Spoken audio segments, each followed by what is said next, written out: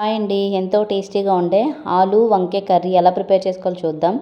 దానికోసం ముందుగా ఒక మీడియం సైజు ఆనియన్ తీసుకుని కాల్చుకోవాలి ఇలా పొయ్యి మీద.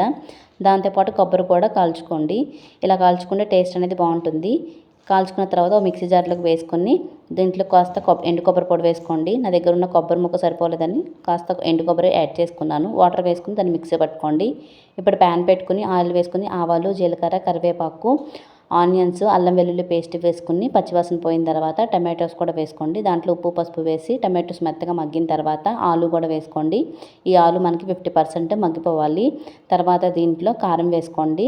తర్వాత ఒక వంకాయని 4 ముక్కలుగా కట్ చేసుకొని ఈ విధంగా పొడుగ్గా వేసుకోండి. ఇప్పుడు మిక్సీ పట్టుకున్న పేస్టు మనకి కన్సిస్టెన్సీకి సరిపడా వాటర్ కూడా వేసుకోండి. తర్వాత దీంట్లో హాఫ్ కుక్ అయిపోయిన తర్వాత చికెన్ మసాలా, కొత్తిమీర వేసుకుంటే మనకి ఆలు వంకాయ కర్రీ అనేది రెడీ అయిపోతుంది. రోటీలోకి, రైస్లోకి చాలా బాగుంటుంది. నచ్చితే ప్లీజ్ డూ సబ్స్క్రైబ్.